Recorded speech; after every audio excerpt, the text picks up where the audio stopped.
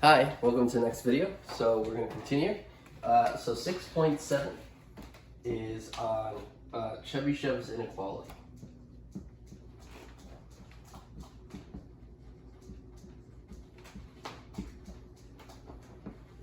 Okay, so 6.7 is on Chebyshev's inequality. So theorem 6.7, Chebyshev's inequality.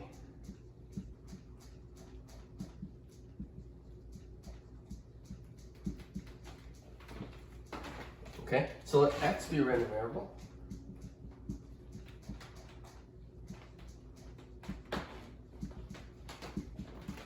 So let x be a random variable if e of x squared is finite, then for any positive c, we have that the probability that the absolute value of x is greater than or equal to c is less than or equal to e of x squared divided by c squared. Okay, so theorem 6.7, Chebyshev's inequality. Let x be a random variable if e of x squared is finite. Then for any, so that's what this means. It means that that thing is finite. So if e of x squared is finite, then for any positive c is positive, for any positive c, we have that the probability the absolute value of x is greater than or equal to c is less than or equal to e of x squared over c squared. Right, c is positive, so you cannot be divided by 0 there. And e of x squared is finite by the assumption there. Okay.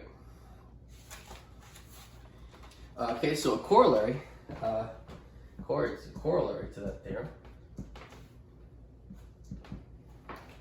Let x be a random variable.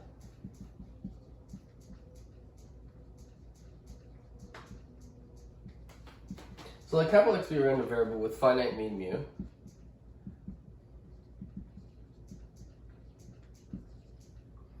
And finite variance.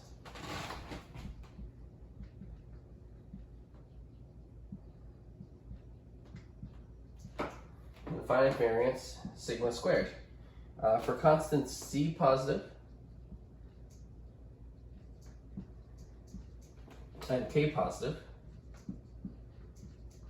we have, so for constants d positive and k positive, we have A, that the probability of the absolute value of x minus mu is greater than or equal to d is less than or equal to mu squared divided by d squared. Okay, and B, we have by this corollary that the probability of the absolute value of x minus mu is strictly less than k times sigma is greater than or equal to 1 minus 1 over k squared. Okay, and so note the corollary is also referred to as Chebyshev's inequality. So the corollary, this corollary, part A and B, the corollary is also referred to as Chebyshev's inequality.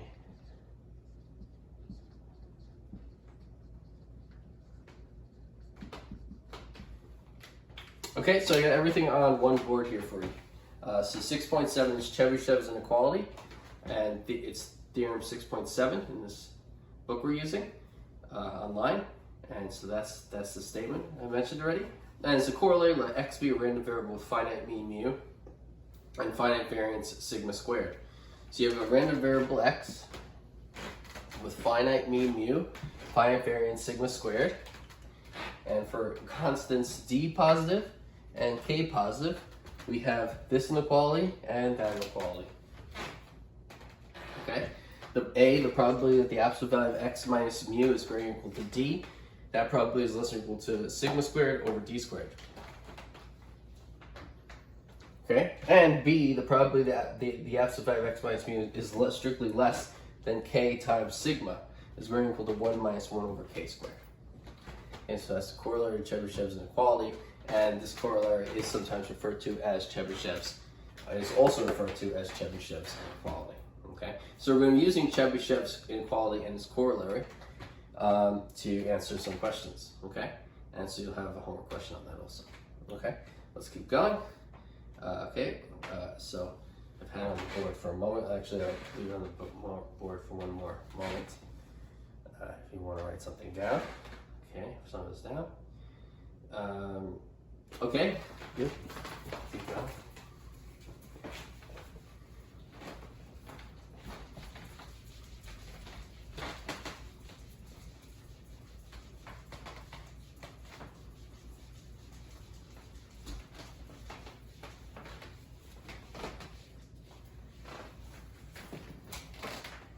Example 6.25. So if for example 6.25, this is the example, when a speed device, a speed control device, which I'm going to write abbreviate speed device, when a speed device is set at m miles per hour, mph is miles per hour, the actual speed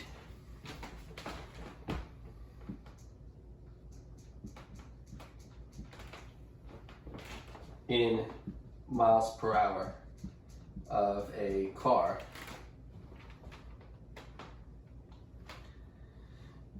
with this device is a random variable x.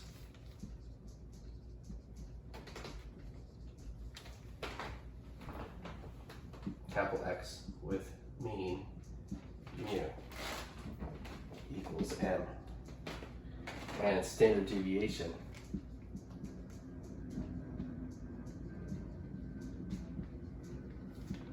sigma equal to 3.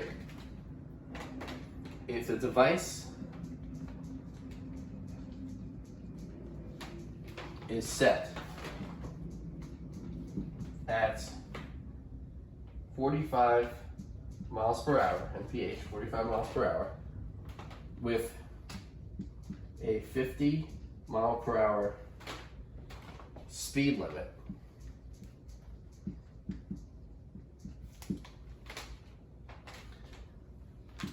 what is the Chebyshev's estimate? What is the Chebyshev estimate of the probability the speed of the car exceeds the speed limit?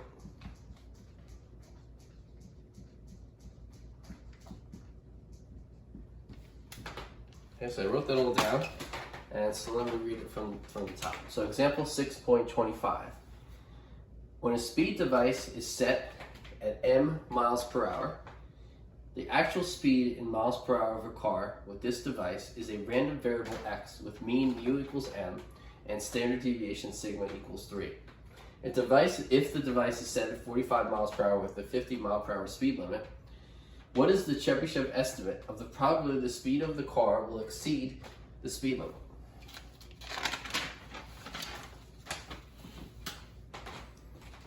Okay, and so let's do this. Let's do it. So underneath that, right here, the solution. I'm going to start here. So I'm going to assume x is a continuous random variable. So assume x is a continuous random variable. The probability that the actual speed exceeds the speed limit. That's the probability we're trying to find, right? Okay. So here it says, that's the question. What is the Chebyshev estimate of the probability that the speed of the car exceeds the speed limit? So we want to find the probability the actual speed exceeds the speed limit. That's equal to the probability of x, where it says, right, the actual speed in miles per hour of a car with this device is a random variable x. So that's x. X is the actual speed in miles per hour, right? That's capital X. And so the probability the actual speed exceeds the speed limit is the probability that capital X, the actual speed, exceeds the speed limit, which is 50 miles per hour. And so it's the probability that capital X, the actual speed, is greater than 50, the speed limit. This is equal to the probability that capital X is greater than or equal to 50 because capital X is a continuous random variable, which means that the probability that capital X equals any fixed number is 0. And so if I include X equals 50 to X greater than 50, I don't change the total probability. And so the probability that capital X is greater than 50 is equal to the probability that capital X is greater than or equal to 50 because capital X is a continuous random variable, and I can include X equals 50 without changing the value of the probability. And so then that's less than or equal to the probability that the absolute value of X minus 45 is greater than or equal to 5. And so let me explain that. Okay, so I'm looking at this probability, the probability that capital X is greater than or equal to 50, right? And so let's say here's the value capital X is equal to 50, right? I want to know the probability that capital X could be 50 or greater than 50. Now, if I looked at the numbers capital X that satisfied this inequality, that the absolute value of X minus 45 is greater than or equal to 5. Well, if I look at 45, right, X equals 45, and I look at all the numbers, capital X, all the numbers X, such the absolute value of X minus 45 is greater than 5, that would be all the numbers X that are at least 5 away from 45. And so the values of X that are at least 5 away from 45, the values of capital X that satisfy that inequality, would be not just these values, but also these X values. And so all the X values that satisfy this inequality also satisfy that inequality, and there's more values of X that satisfy that inequality. And so that means that the probability of this thing has to be greater or equal to the probability of that thing. And because this is a set of X values that contains all of these and more. And so the probability of that has to be greater or equal to the probability of that. And then this is equal to the probability that the absolute value of X minus mu is greater or equal to 5, right? Here, it says the mean mu is n, right?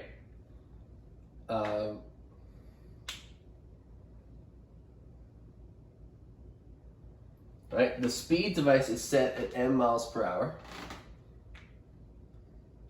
And so here it's set at 45 miles per hour. It's set at m miles per hour. And so the mean is 45.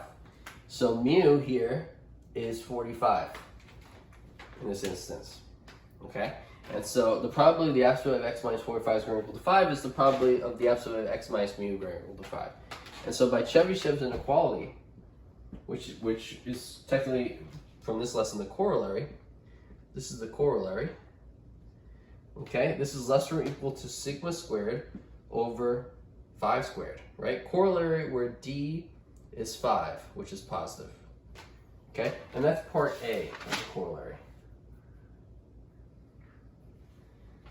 That's part A, because the corollary has part A and a part B on the last board.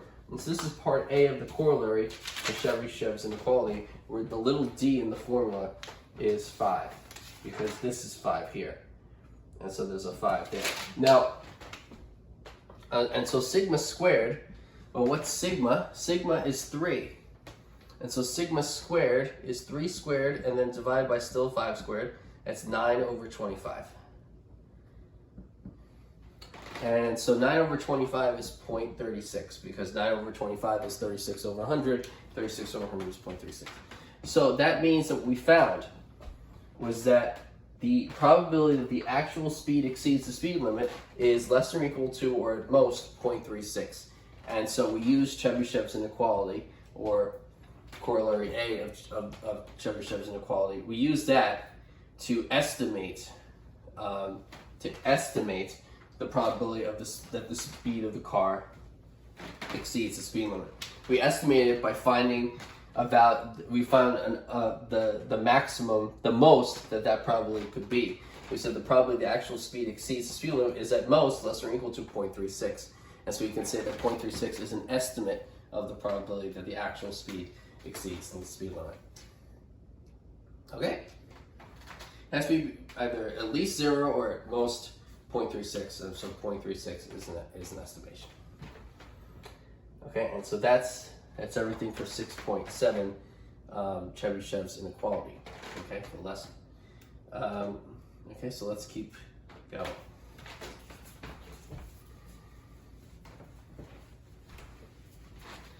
Okay, so that's 6.7.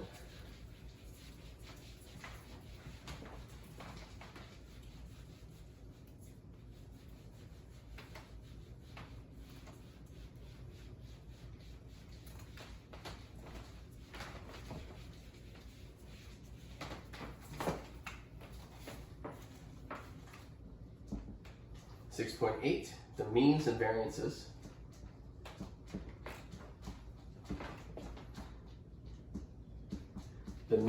variances of special probability distributions.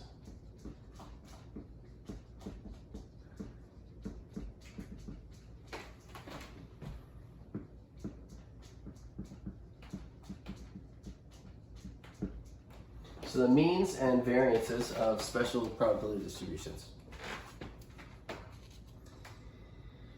Okay, example 6.26.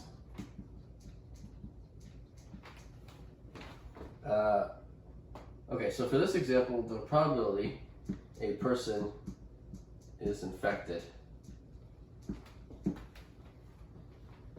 by a particular disease, is 0.05. Okay, if 1,000 people are exposed, what is the expected number? What is the expected value, this expected number that will become infected?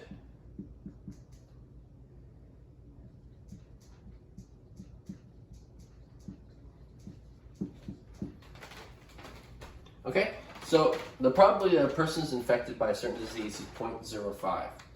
If 1,000 people are exposed, what is the expected value, expected number that will become infected? So here's the solution. Okay, so let capital X equal to the number of people infected. Okay, so capital X is a binomial random variable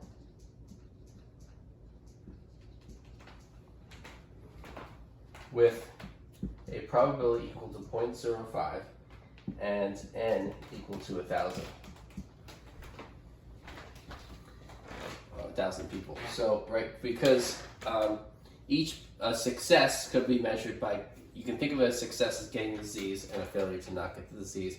You can talk about the probability, the PDF of X being the binomial distribution. And so capital X is a binomial random variable with P equal to 0.05 and n equal to 1,000. And if you take a binomial random variable and you want to find the expected value of it, then E of X is going to equal to n times P for that case. If you have a binomial random variable X, then the expected value of X is n times P. N is 1,000, right? The number of people, and P is the probability of being infected. If you just multiply the number of people by the probability of being infected, and you'll get the average number of people that will get the disease. And so that's 50. Okay, and so if there's 1,000, if you think of 1,000 people, you have 1,000 people, and there's a 5% chance, 0.05 chance of getting the disease. On average, 50 out of 1,000 will get the disease. Okay, that's a lot. Okay, so example 6.27.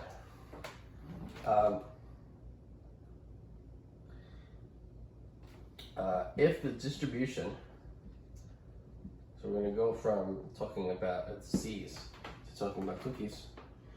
If the distribution of raisins per cookie is Poisson with lambda equal to 4, what is the expected number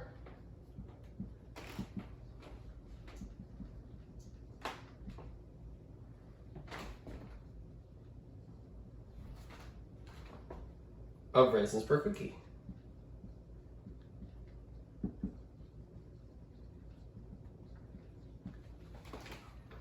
Okay, so if the distribution of raisins per cookie is Poisson, with lambda equal to 4, what is the expected number of raisins per cookie? So solution.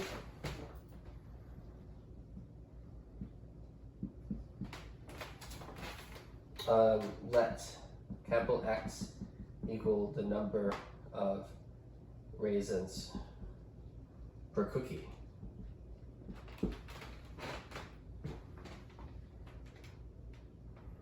And it's a Poisson. It's Poisson random variable with parameter lambda equal to 4. Then, this will be really easy. E of x is equal to lambda, which is equal to 4. Okay, so the expected value is the value of lambda. So, if you have a Poisson random variable with parameter lambda equal 4, its expected value is 4. Lambda, which is 4. Okay, and so we just found the expected value for the random variable x, which is Poisson, in this example, 6.27. 6.27. Okay, so these are two examples of finding the expected values of random variables. One which is a binomial random variable, the other one which is a Poisson random variable. So depending on the type of random variable you have, you need a different formula to compute its expected value. Right? A binomial random variable, the expected value of a binomial random variable is n times p. The expected value of a Poisson random variable is lambda. Right? And so for this problem, E of x is equal to n times p. For this problem, E of x is lambda. Right? Binomial random variable x, Poisson random variable x. Okay, so you need to know those two equations. E of x is equal to n times p when x is binomial random variable, and E of x equals lambda when x is a Poisson random variable.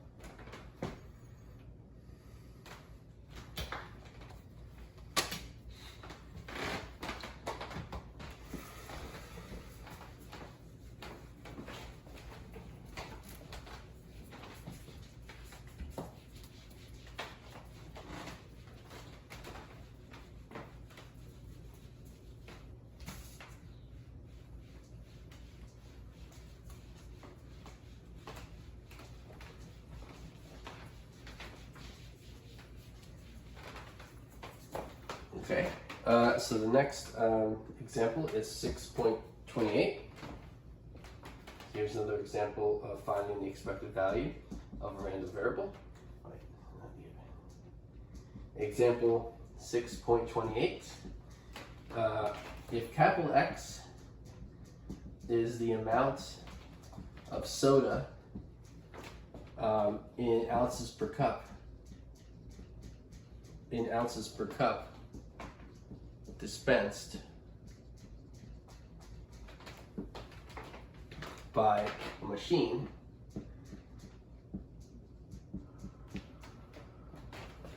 then f of x, the PDF of that x, is 1 if 6.5 is less than x less than 7.5, and 0 elsewhere.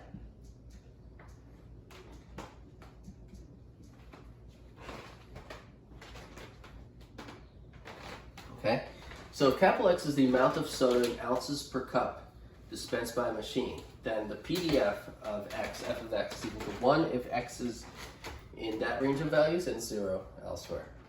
Okay, so that's the PDF for this capital X. And so you can determine what type of random variable you have by the PDF for that random variable. So this PDF is a uniform distribution. And so from that uniform distribution, that uniform PDF, we can conclude that capital X is a uniform random variable. And so let's do the solution. Actually, so I was just kind of talking here. The goal is to find e of x. Okay, and so then since that's there, the PDF f of x shows us that capital X is a uniform random variable. Right? Because that's a PDF for a uniform random variable. And so capital X is a uniform random variable with parameters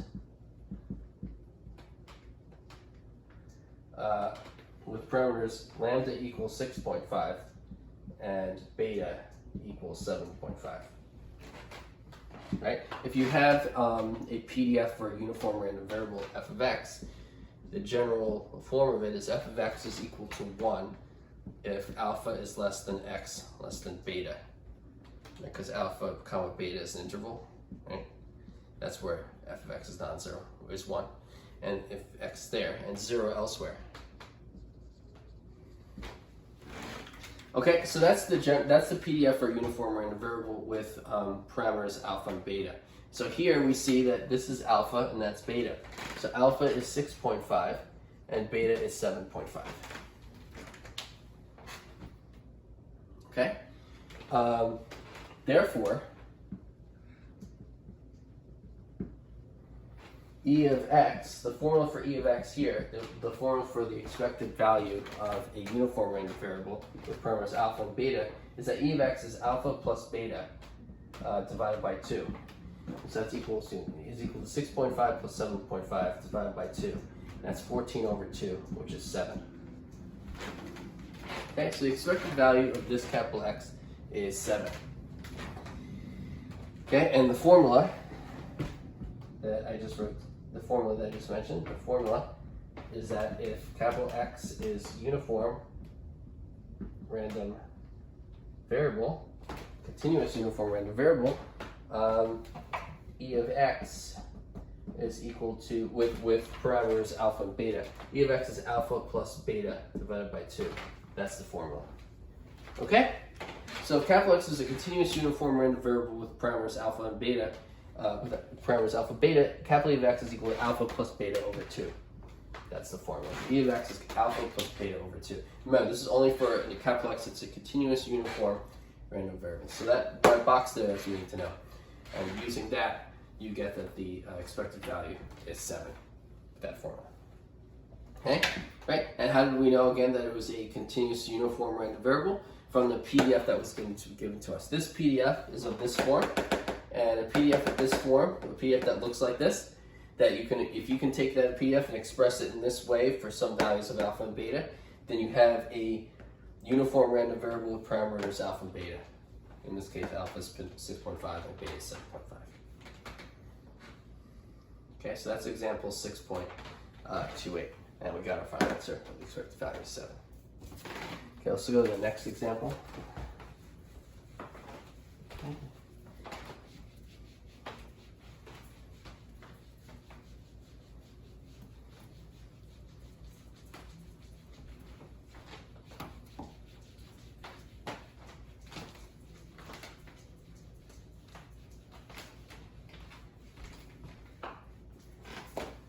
So example 6.29. If the length of phone calls in minutes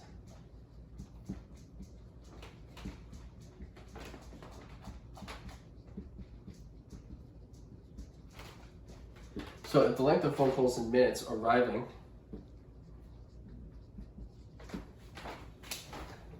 at a switchboard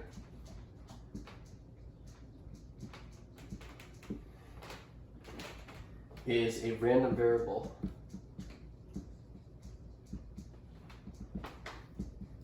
capital X with PDF f of x, which is equal to 1/5 e to the negative x over 5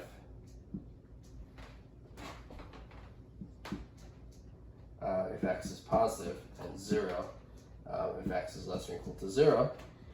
What is the expected length per call?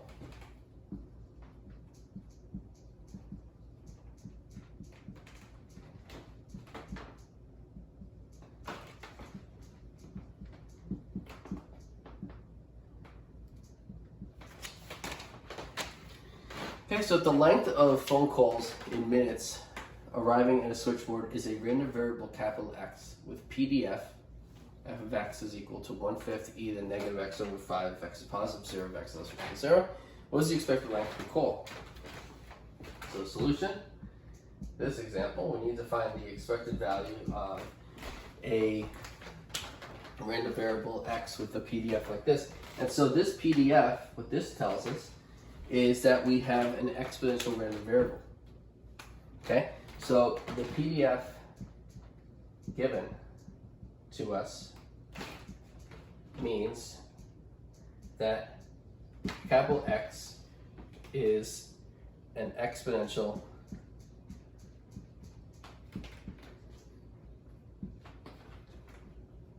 random variable. Right? When you have the PDF for a random variable, if a PDF takes a certain form, then you can know then it tells you what type of random variable it is. In this case, it's an exponential random variable, right? The PDF for an exponential random variable takes the form f of x is equal to 1 over theta e to negative x over theta if x is positive and 0 elsewhere.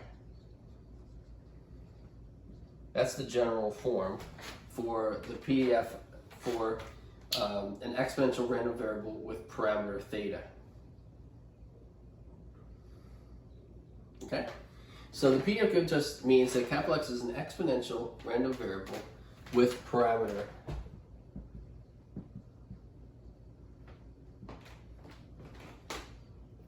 theta equals 5, right? Here's a 5 and there's a 5. And so if theta was 5, you get 1/5, 1 over 5, e to negative x over 5. If x is positive and 0 elsewhere, x is less than or equal to 0. You would get that PDF. And so the parameter here is theta is 5. Therefore, e of x, the expected value of x, which is equal to theta, is 5. So that is the expected, the average length of individual calls in minutes. Okay, so e of x is theta, which is 5, which is the expected length of individual calls in minutes. That's because capital X had this PDF, which means it was an exponential random variable with parameter theta is 5. And the exponential and the expected value of an exponential random variable with parameter theta is theta. Okay, and so the formula here, so we're done with the problem already. So I'm going to put that, we're now done, because we found that the expected value is 5, which is the expected length of individual calls in a minute. That's what we want to find. What is the expected length per call? Right, that's what the question was. The expected length of individual calls in minutes is 5. And the formula here, the formula we used here was if capital X is an exponential random variable with parameter theta,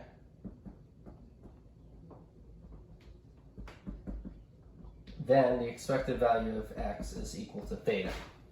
That's the formula we used in example 6.29. Okay? If capital X is an exponential random variable with parameter theta, then the expected value of x is equal to theta. That's example 6.29.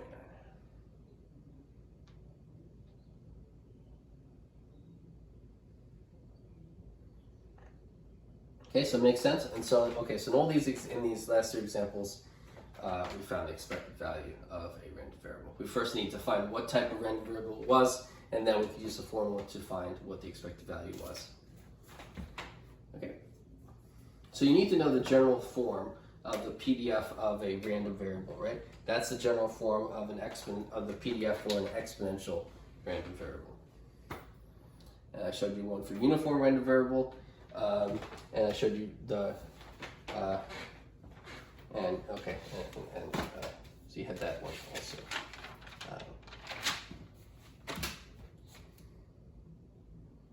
Yeah, right. So I showed you the PDF for a uniform random variable, and this is one for uniform random variable. Okay, depends on the problem. Let's keep going.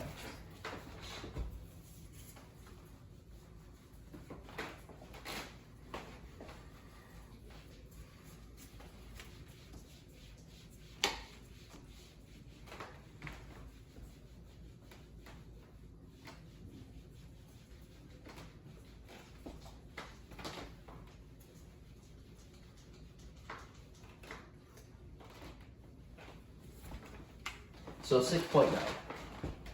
Let's start let's do 6.9.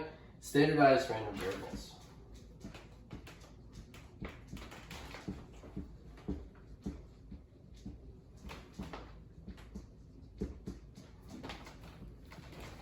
Okay, so 6.9 standardized random variables.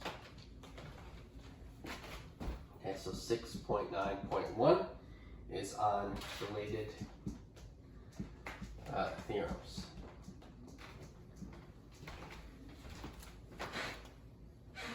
Okay, so theorem 6.8.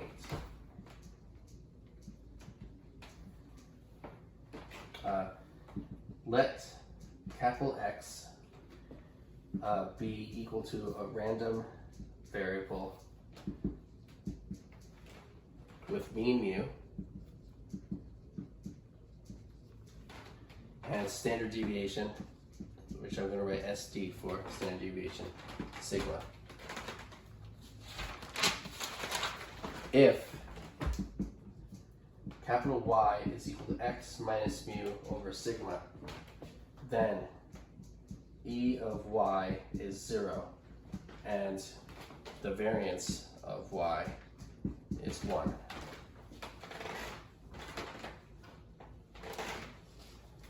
Okay, so this is going to be important. So theorem 6.8.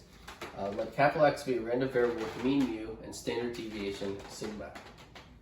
If capital Y is equal to X minus mu over sigma, then the expected value of Y, another random variable, is 0, and the variance of Y is 1. Let's prove that. E of Y, right, let's find what it is. E of Y is equal to E of what Y is, which is X minus mu over sigma. Right, it's E of that. I'm going to move the constant outside of E, which we are allowed to do by a previous formula. That's 1 over sigma times E of X minus mu. And that's equal to 1 over mu times E of X minus mu. Right? E of X minus mu is E of X minus E of mu. And E of mu is E of a constant, which is itself mu. So E of X minus mu is E of X minus E of the constant mu. E of a constant is itself, so this is 1 over sigma times E of X minus mu. Mu and E of X are the same thing. So you're subtracting E of X by itself, and so you get 1 over mu times 0. So that's 0. So E of Y is 0. We proved that E of Y is 0. So we showed this. So we're done showing that. E of Y is 0. And the variance of Y is equal to the variance. Well, what is Y again? Y is X minus mu over sigma. I'm going to put in brackets so you can see easier. So it's the variance of Y. Y is X minus mu over sigma. Okay, and so, right, this is the same, and just writing this easier for you to see. This is the variance of 1 over sigma times X minus mu over sigma. That's what X minus mu over sigma is. It's 1 over sigma X minus mu over sigma.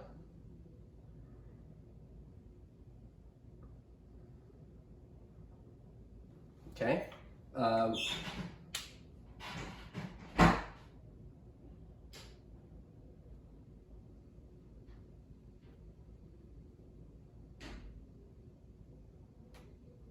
And so what that is equal to, well, Remember, just as a note, I'm going to put this up here. Remember the variance of ax plus b is equal to a squared times the variance of x.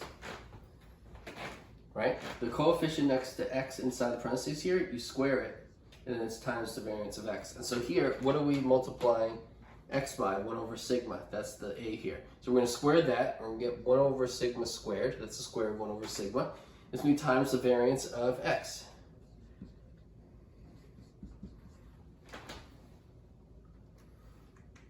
Make sense? And so we just applied, I'll call this note star, we did this earlier. That's the reason for that step there, that equation from earlier. And so what is the variance of x? It's sigma squared. And so this is 1 over sigma squared times the variance of x, which is sigma squared. So sigma squared, 1 over sigma squared times sigma squared is 1. And so the variance of y is 1. Okay, and so now we showed also that the variance of y is 1. And so we're done. If y is equal to x minus mu over sigma, then e of y is 0, and the variance of y is 1. And we're done proving theorem 6.8.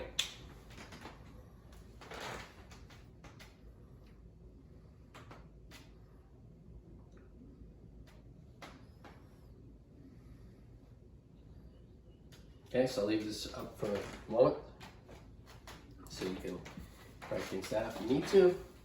Take a look at it a little longer.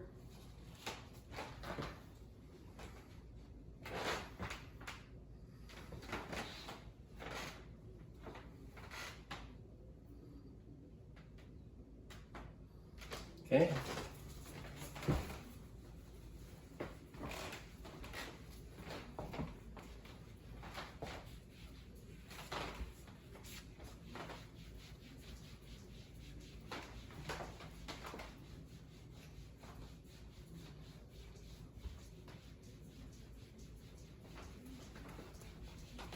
Okay, so let's keep going. A random variable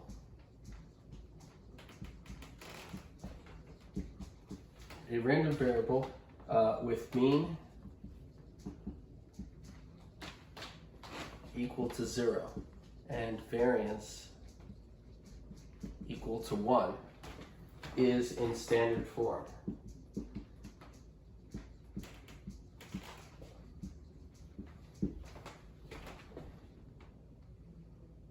So I'll call this letters. Okay? A random variable with mean 0 and variance 1 is in standard form. The random variable x minus mu over sigma. The variable x minus mu over sigma, I'm just circling it, highlight it, it's not part of the notation. The random variable x minus mu over sigma, therefore, is in standard form. Right, from the last thing I wrote on the last board, x minus mu over sigma, the mean is 0 and the variance is 1, and it's called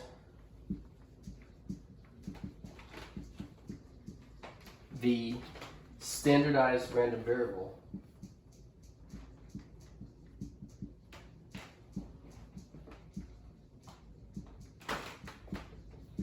And it's called the standardized random variable corresponding to the random variable capital X.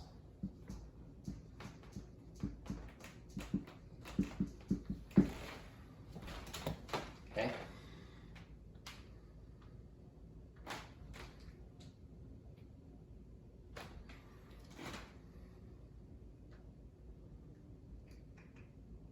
Okay, so the random variable x minus mu over sigma therefore is in standard form because we showed, right, the mean is 0 and the variance is 1, and is called the standardized random variable corresponding to the random variable x. I mean, it's just standardized random variable corresponding to the random variable x. So given a random variable x, if you think of the random variable x minus mu over sigma, it now has mean 0 and variance 1, and so x minus mu over sigma is a standard random variable. We can say x minus mu over sigma is the standard random variable corresponding to the random variable x. It's the standard random variable you got using the random variable x. Does that make sense? X minus mu over sigma is the standard random variable corresponding to the random variable x you used to make that.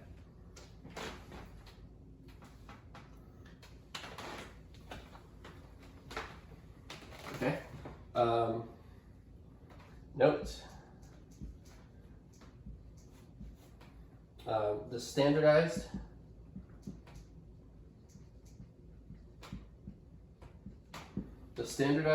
normal random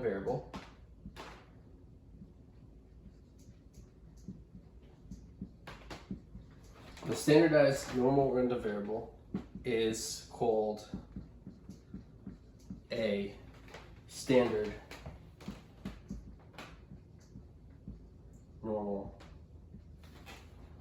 random variable.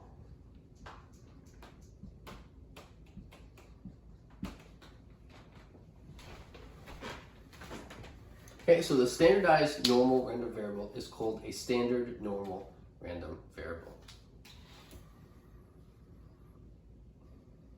Okay?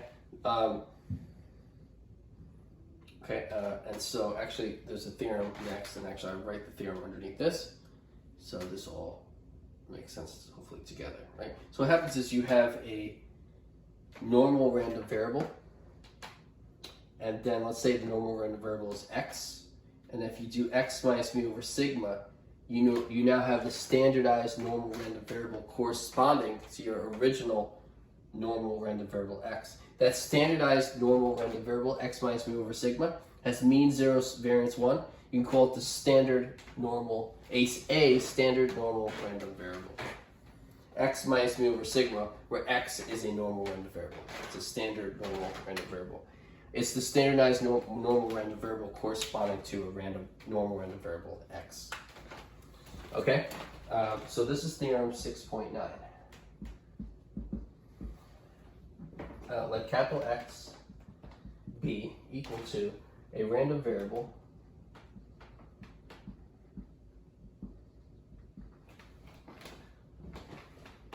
whose distribution is PDF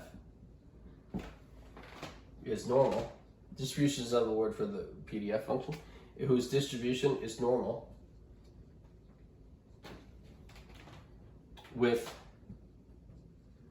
mean mu and variance sigma squared.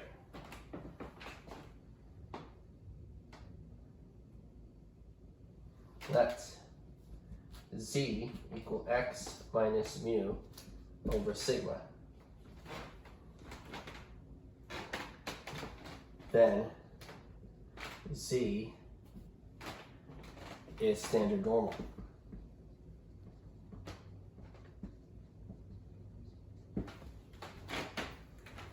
Z is a standard normal random variable corresponding to the normal random variable x. So theorem 6.9, let x be a random variable whose distribution is normal with mean mu and variance sigma squared.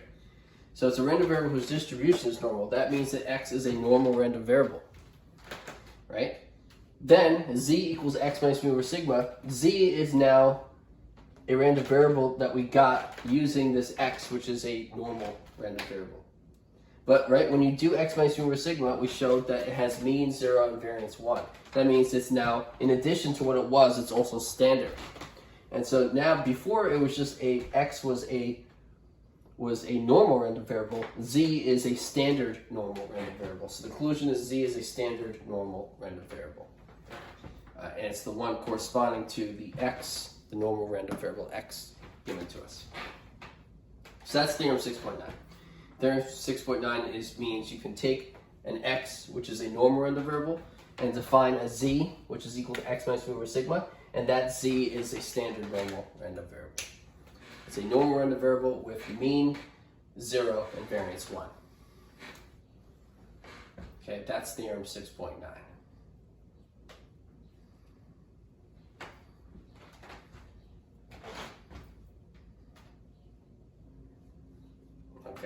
let's keep going.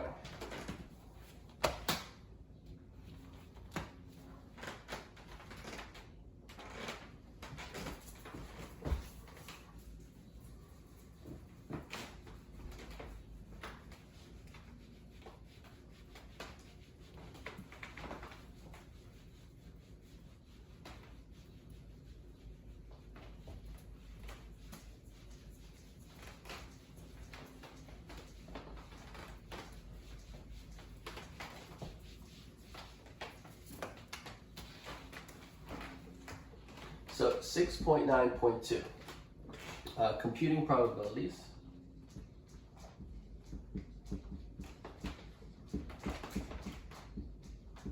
Computing probabilities for the normal random variable.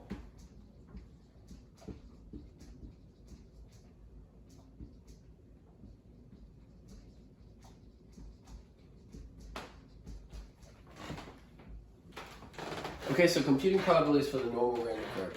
6.9.2. Theorem 6.9.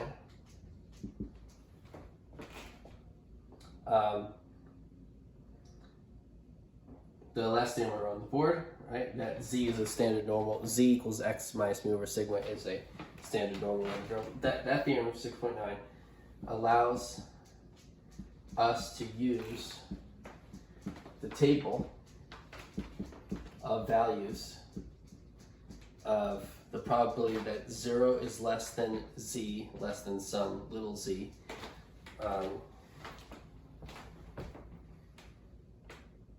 for normal random variables.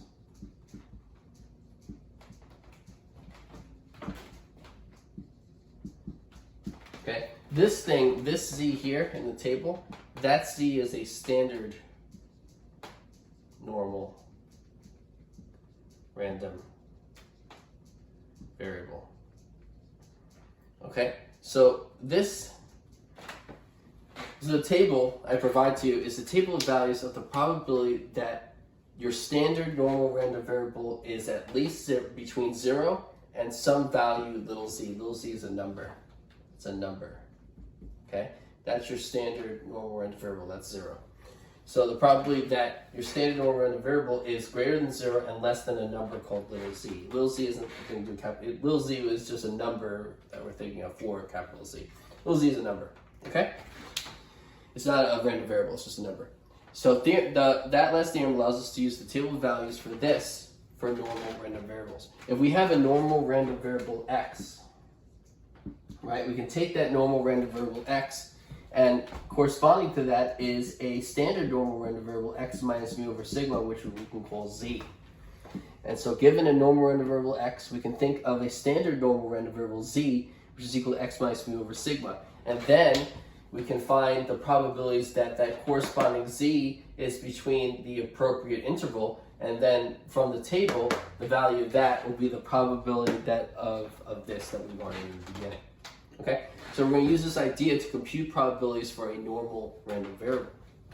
Okay, we're going to think of for a given normal random variable, we're going to think of its corresponding standard normal random variable, use the table of values to find the probabilities of this, and that will give us the probability for that. Okay, okay, so what do I mean? Hopefully it'll make more sense after we do a little bit more math.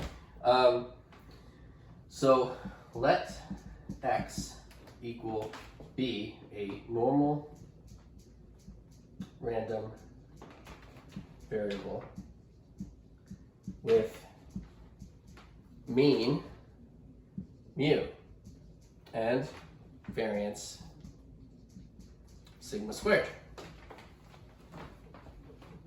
To find the probability that a is less than x less than b, use theorem 6.8 to write. So we're going to write the probability that a is, so theorem 6.8.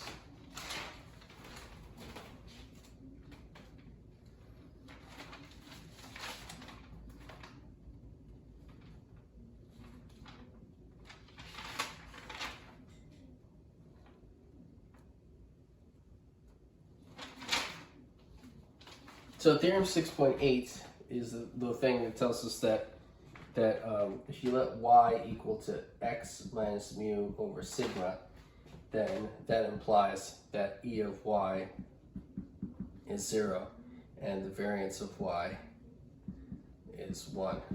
That's theorem 6.8. So we're going to use that theorem to find this probability. So the probability that a is less than x less than b is equal to the probability, well, we have this inequality, right? It's the probability that we have, it's the probability that capital X falls between a and b, right? We're thinking of a certain set of x values, and we're looking at the set, the possibility that x could be one of the values strictly between a and b. Okay? But if we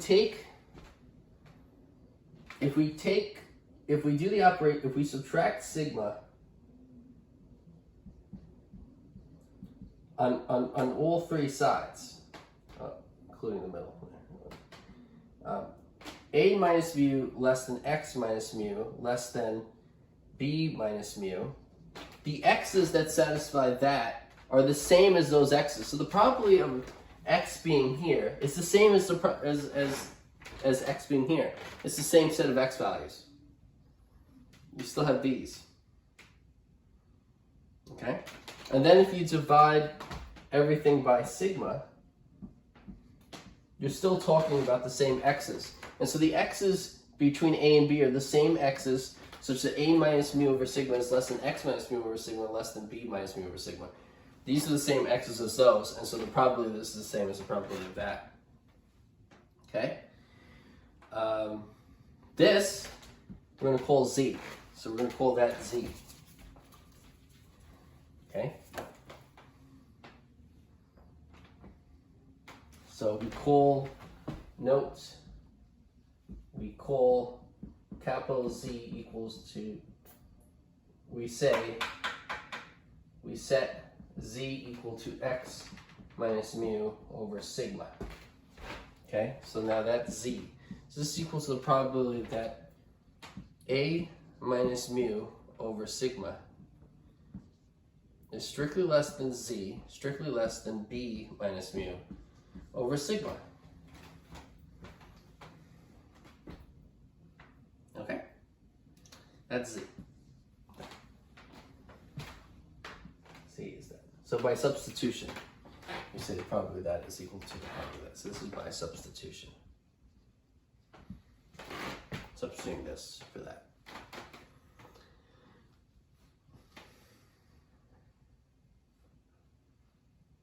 Okay, the table of values gives values where capital Z is between 0 and some number, it's called little z.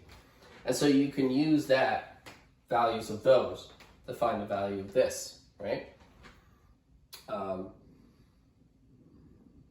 Okay, so set z equal to that. Since x is a normal random variable with mean, mu, and variance sigma squared, since we set z equal to that, then capital Z is standard normal, right? So we mentioned that already. Z has to be standard normal in this situation, and so this is a probability that a standard normal random variable is in a certain range of values. We can use this probability for the range for values for a standard normal random variable, because that's what Z is. It's a standard normal. By Z is standard form, I mean a standard normal random variable. Okay, so the table has those values. So for instance, so now here, now we may use the table of values of the probability that 0 is less than capital Z less than little z, where z is capital Z is a standard normal random variable, to find the probability that a is less than x less than b. Right? Once we find the probability of this using that table, we could then say that that probability, which is equal to this, is equal to the original probability and that was the probability of a normal random variable.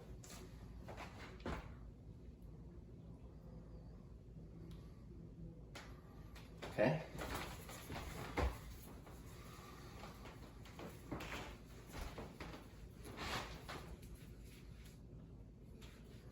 Okay, so I'm going to just erase the top part here. This bottom part that I was talking about started kind of here.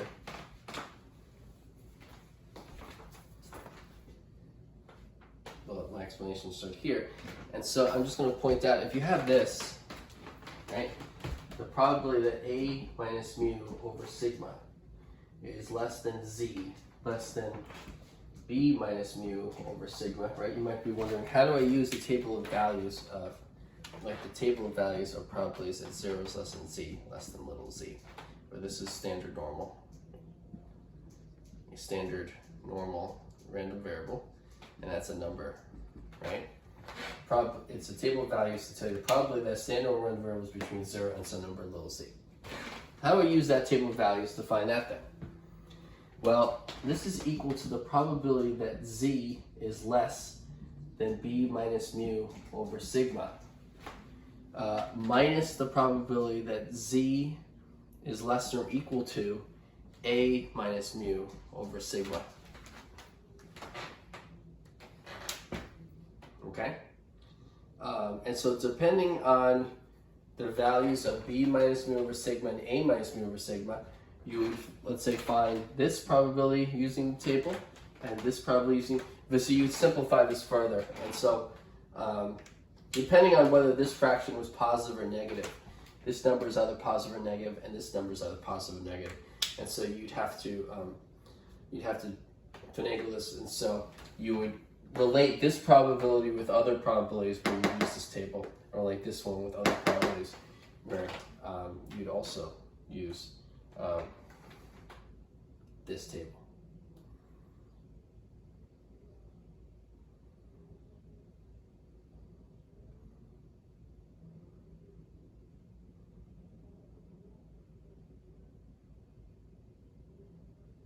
Okay, so let's do an example. Okay.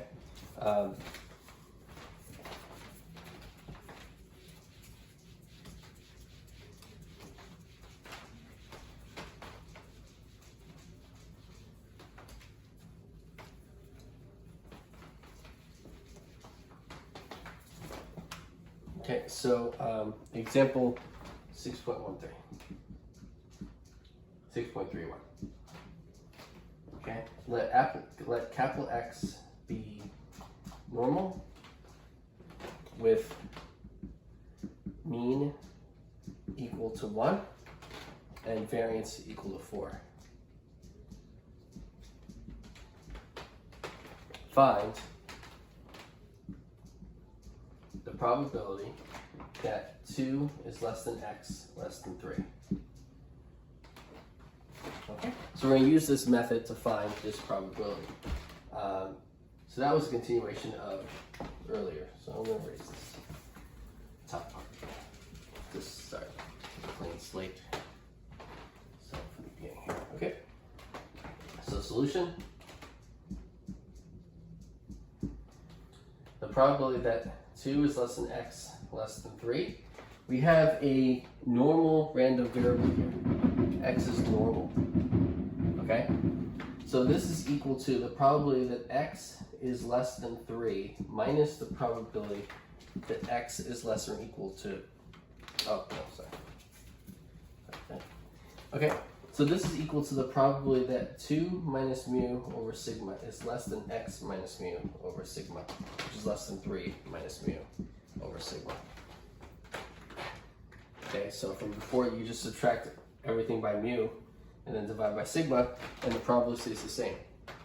So I'm going to name Z, I'm going to call this Z.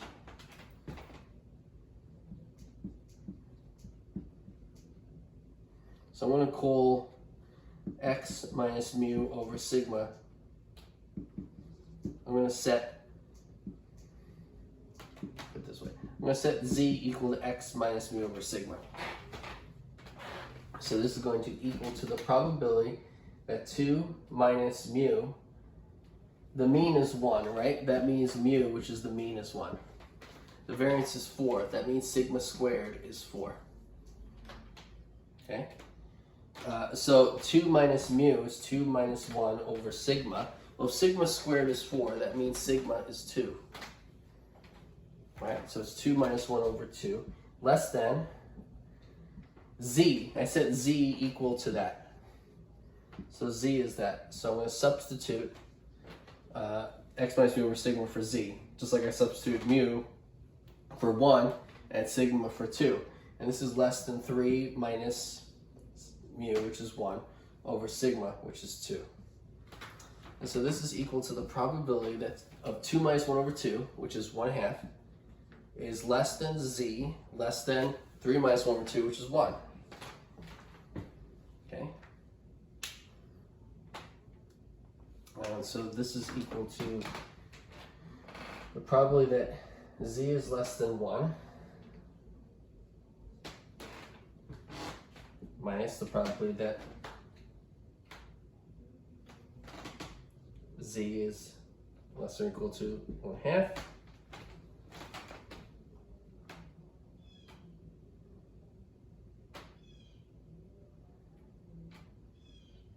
Okay, and so now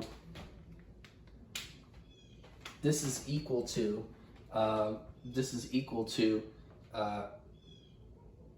first the probability that z is less than 1. That's the probability that z is less or equal to 0, plus the probability that 0 is less than z less than 1.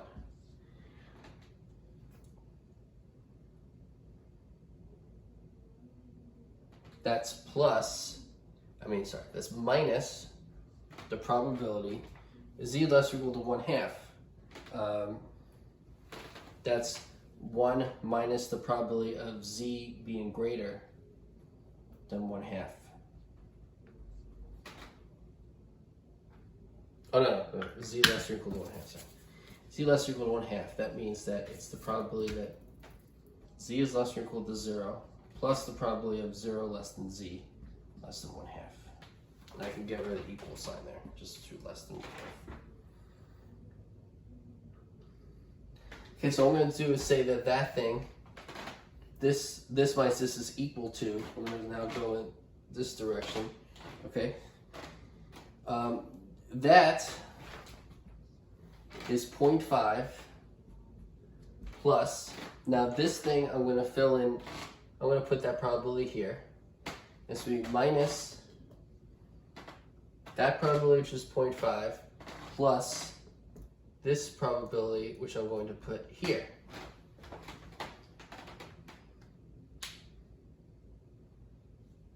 Okay, so that's equal to this probability. So you just look up in the tables, and so you have this table here. And so the probability that z is between 0 and 1 is 0.5 plus 0.3413 minus 0.5 plus 0 between 0 and 1/2, so that's 0.5, 0.1915.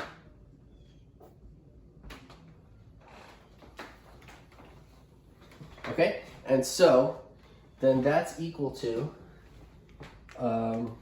the 0.5s will cancel, so you have a 0.5 here minus a 0.5 there, and so you have a 0.3413 minus 0.1915, and so what you get is 0.1498.